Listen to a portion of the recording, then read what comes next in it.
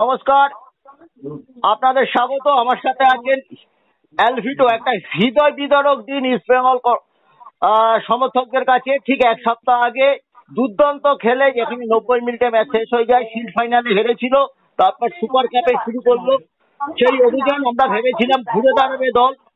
Tempo আর আমার চেয়ে Alvito আরো ভালো জানে এই টেম্পো সম্পর্কে। একেবারে স্বদেশী দল, একটা অন্তত 2 থেকে 3 গোলের ব্যবধানে জেতা উচিত ছিল ইস্টবেঙ্গলের যা শক্তি। কিন্তু আমরা দেখলাম উল্টো চিত্র। প্রথমে পিছিয়ে পড়লো, এগিয়ে গেল, তারপর আবার ড্র হলো। দেবজিৎ, অনেক কিছুই মেলানো গেল না আজকের ম্যাচে। একটা সুস্থ ফুটবল মস্তিষ্ক, অভিজ্ঞ কোচের যে অঙ্ক হওয়া উচিত, যার উপর দিয়ে গত 7টা দিন এত ঝড় গেল, সেই ছেলেটিকে দুম করে নামিয়ে দেওয়া হলো। দেবজিৎ সম্পর্কেই বলছি। অ্যালভিটো, পুরো কি বলবে তুমি ব্যাপার? দেখো, আমি জানি না, মানে আমি দেবজিৎকে খারাপ বলবো না, কিন্তু আমার মনে হয় কোচের একটা স্ট্র্যাটেজি ভুল ছিল। কারণ আগের দিন দেবজিৎকে নিয়ে এত কিছু কন্ট্রোভার্সি হয়েছে, তো কারণ একটাই, যেটা গিল যে এত ভালো ফুটবল খেলেছে তাকে বসে দেবজিৎকে নামানো হয়েছিল বলে।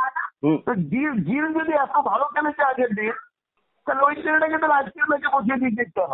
এটাই তো অটোমেটিক চয়েস হওয়ার উচিত। আমি জানি না অস্কার বুলটন কি করতে চায় এই টিমের সাথে। মানে সত্যি আমি জানি না অস্কার বুলটন কি করতে চায়। আমার খুব দুঃখ লাগছে আজকে একটা ইন্ডিয়ান টিম লাস্ট মোমেন্ট একটা রিপ্লেসমেন্ট রিয়েল কাশ্মীরের ড্যাম্পো স্পোর্টস ক্লাব জাস্ট কয়েকদিন আগে প্র্যাকটিস শুরু করেছে, সব লোকাল ছেলেরা। তাদের পারফরমেন্স আই লিগে খুব একটা ভালো ছিল না। ওই টিমের এগেইনস্টে শুধু ড্র বলে না, 2-2 ড্র, মানে 2বার গোল কনসিড করেছে পুরো টিম বেঙ্গলের। এটা আমার কাছে আমি বিশ্বাসই করতে পারছি না, খুব খারাপ লাগলো আমার। কিন্তু যাই হোক, বেঙ্গল এখন এমন জায়গায় আছে, এরপরে যে দুটো ম্যাচই জিততে হবে, এছাড়া কোনো উপায় নেই। কোনো উপায় নেই। এবং নিজেদের জায়গাটা আরো শক্ত করে ফেললে নিজেদের দোষেই।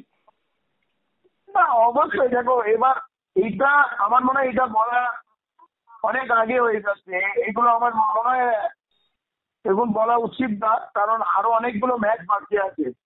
আজকে এর পরে মোহনবাগান চেন্নাই এফসি ম্যাচ কি হবে, মোহনবাগান ড্যাম্পো ম্যাচ কি হবে, আমরা কেউই জানি না।